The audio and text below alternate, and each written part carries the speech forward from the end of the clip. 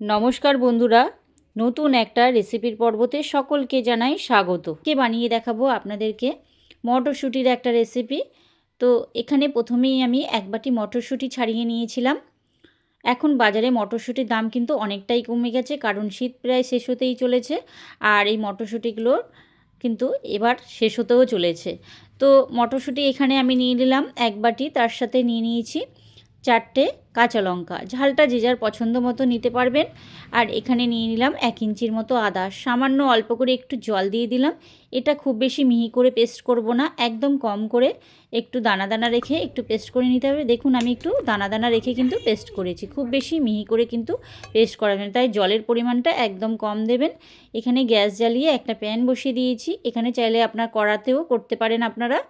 এবার 1 চামচ তেল দেব। 1 চামচ তেল দেওয়ার পর এখানে একটুখানি একদম সামান্য অল্প একটু হিং দিয়ে দিলাম। তারপরে যে মটরশুঁটির বাটাটা আমি বেটে রেখেছিলাম সেটাই কিন্তু এখানে দিয়ে দিলাম। দিয়ে দেওয়ার পর এটাকে হালকা হালকাভাবে খুন্তির সাহায্যে এটাকে কিন্তু নাড়তে হবে। তো পুরো পেস্টটাই ভালো করে মিশিয়ে আমি একদম প্যানের ভেতরে দিয়ে এটাকে কিন্তু কষিয়ে নেব। মানে একটুখানি শুকনো শুকনো করে নেব, খুব বেশি শুকনো হবে না, একটু মাখো মাখা টাইপের হবে। এবারে দিয়ে দেবো একটু অল্প করে নুন, হাফ চামচের থেকেও কম কিন্তু আমি নুনটা দিলাম। দিয়ে এটা একটু মাখা মাখা, এই যে দেখুন এরকম টাইপের একটা মাখা মাখা হবে, খুব বেশি শুকনো ঝরঝরে কিন্তু হবে না। এরকম কিন্তু একটু মাখা মাখা হয়ে গেলেই আমি কিন্তু এটাকে একটু নামিয়ে নেব। যেরকম আমরা কড়াইশুঁটির পুর বানাই তার থেকে একটু পাতলা রেখে দিতে হবে। তো সেইভাবে নিয়ে আমি এটা ঠান্ডা মানে পাশে রেখে দেব। এবার একটা কড়াই বসিয়ে দিয়েছি, কড়াই দিয়ে দিলাম আমি এখানে দু চামচ 2 থেকে 3 চামচের মতো তেল। সর্ষের তেলের রেসিপিটা বানাবো, তো এর জন্য আমি তেল দিয়ে দিলাম। আর আলুগুলো কিন্তু একটু বড় সাইজের করে কেটে নিয়েছি আমি, দেখুন আপনাদেরকে দেখিয়ে দিচ্ছি। তো আলু এখানে আমি দিয়ে দিয়েছিলাম একটা আলু, আর বড় সাইজের একটা আলু আমি কিন্তু এখানে দিয়েছি। আপনারা চাইলে এখানে দুটো মাঝারি সাইজের আলুও দিতে পারেন। তো আমি এখানে একটা আলুকে কেটে নিয়েছিলাম। তো কেটে এই একটা আলুই আমি এখানে দিয়ে দিলাম। দিয়ে এটাকে ঢাকনা চাপা দিয়ে দিতে হবে। ঢাকনা চাপা দিয়ে দিয়েই এটা লো ফ্লেমে এটাকে কিন্তু আলুটাকে একটু লাল লাল করে ভেজে নেব। আলুটা যেন একটু লালচে কালার ধরে যায়। আর বন্ধুরা, এই রেসিপিটা হচ্ছে উত্তরপ্রদেশের একটা বিখ্যাত রেসিপি। এটার নাম হচ্ছে মটর কা নামুনা। তো এই রেসিপিটা কিন্তু উত্তরপ্রদেশের একটা রেসিপি। আশা করি রেসিপিটা আপনাদের ভালোই লাগবে। যদি ভালো লেগে থাকে আমার এই রেসিপিটা, অবশ্যই কিন্তু লাইক দেবেন আর কমেন্টে জানাবেন আপনাদের সুন্দর মতামত যে রেসিপিটা কেমন হলো। আর চ্যানেলটাকে কিন্তু নতুন বন্ধু হয়ে থাকলে অবশ্যই কিন্তু সাবস্ক্রাইব করে রাখার অনুরোধ রইল। দেখুন আলুগুলো কিন্তু আমি কথা বলতে বলতে লালচে কালার ধরিয়ে কিন্তু ভেজে নিয়েছি। এবার কিন্তু ওই তেলে আমি রেসিপিটা বানিয়ে নেব। দিয়ে দিলাম হাফ চামচের থেকে কম জিরে, তার সাথে দিয়ে দিলাম একটা শুকনো লঙ্কা ফোড়ন হিসাবে। তারপরে এখানে দিয়ে দেবো আমি একটা পেঁয়াজ কুচানো, পাতলা পাতলা করে একটু পেঁয়াজটা কুচিয়ে নিয়েছিলাম। একটা বড় সাইজের পেঁয়াজ আমি এখানে কুচিয়েছিলাম। দিয়ে এই পেঁয়াজটাকে একটু ভাজতে থাকবো তেলের মধ্যে। তো তেলের মধ্যে 2 থেকে 3 মিনিট এইভাবে কিন্তু নাড়াচাড়া করে একটু ভেজে নেব হালকাভাবে। একটু ভাজা হয়ে গেলে তখন কিন্তু আমি এখানে অ্যাড করব একটা টমেটো। আমি এখানে টমেটোটা দিয়েছিলাম একটু মাঝারি সাইজের একটা টমেটো। আবার একটু নুন দিয়ে দিলাম। নুনটা দিয়ে দেওয়ার কারণ হচ্ছে পেঁয়াজটা টমেটোটা কিন্তু নুন দিয়ে দিলে অনেকটা কিন্তু মজে যায়। আর এখানে একটু ঢাকনা চাপা দিয়েও আমি কিন্তু দিয়ে দিয়েছিলাম। দিয়ে দেওয়ার পর এটাকে সুন্দরভাবে টমেটোটাকে আমি এইভাবে কিন্তু সুন্দরভাবে গালিয়ে নেব, মানে গলিয়ে নেব। তো এইভাবে কিন্তু একটু নরম হয়ে যাবে নাড়াচাড়া করার পর।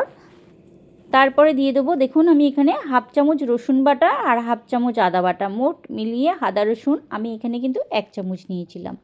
তো নিয়ে এটাকে কিন্তু ভালো করে আবারও রসুন পেঁয়াজ টমেটো একসঙ্গে আদা রসুনটাকে ভালো করে এইভাবে কিন্তু নাড়াচাড়া করে 2 থেকে 3 মিনিট এইভাবে কষিয়ে নেব।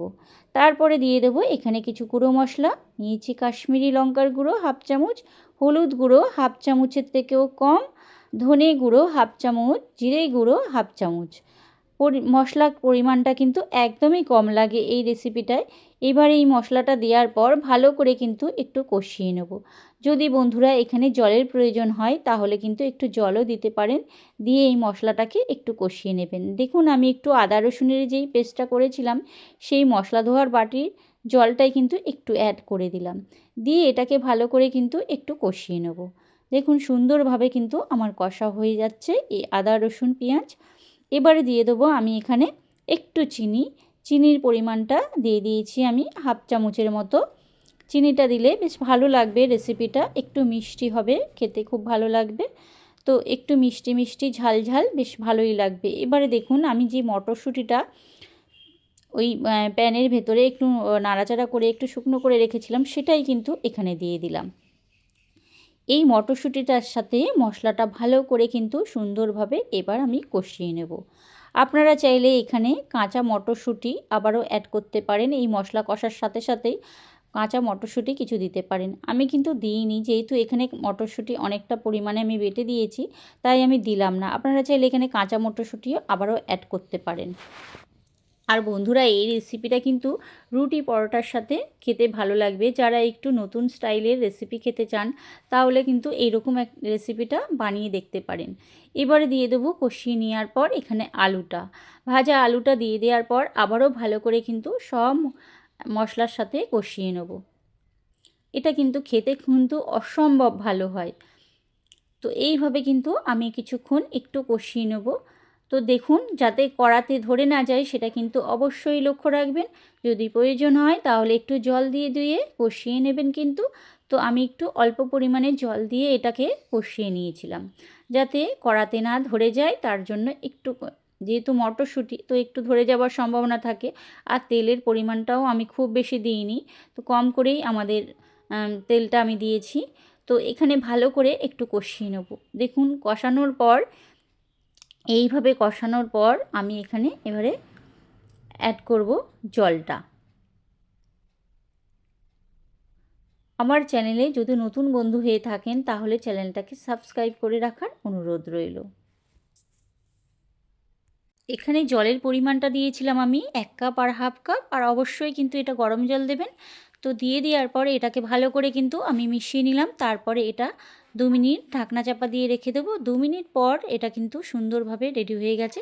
এরকমভাবে এটা কিন্তু একটু পাতলা পাতলা করেও নামাতে পারেন, এটা কিন্তু খেতে ভালো লাগবে। কিন্তু আমি আরেকটু শুকনো শুকনো করে একটু নামাবো।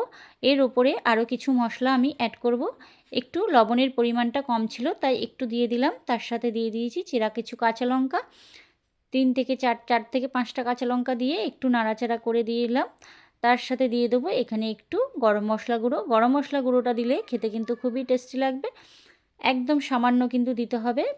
আর তার সাথে দিয়ে দেবো একটু ধনেপাতা কুচি। ব্যাস রেডি হয়ে গেল সুন্দর আজকে মাটার কে নমুনা। তো কেমন হলো আজকের এই রেসিপিটা অবশ্যই সবাই কিন্তু কমেন্টে জানাবেন। আর রেসিপিটা ভালো লাগলে অতি অবশ্যই প্রিয়জনদের সাথে শেয়ার করবেন আর অতি অবশ্যই বানাবেন। তো এখানে দেখুন আমার রেসিপি পুরো রেডি হয়ে গেল। এটা আমি এবার একটু ঢাকনা চাপা দিয়ে কিছুক্ষণের জন্য গ্যাসটা অফ করার জন্য রেখে দেবো স্ট্যান্ডিং টাইমে।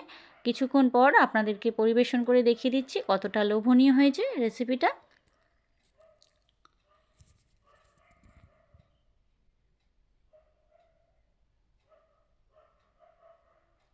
রেসিপিটা ভালো লাগলে অবশ্যই কিন্তু সাবস্ক্রাইব করতে বন্ধুরা কিন্তু একদমই ভুলবেন না। আবারও নতুন কোনো সুন্দর রেসিপির পর্বতে আপনাদের সাথে আমার আবারও দেখা হবে। এতক্ষণ ধরে ভিডিওটা দেখার জন্য আপনাদেরকে অশেষ ধন্যবাদ। সবাই ভালো থাকবেন, সুস্থ থাকবেন।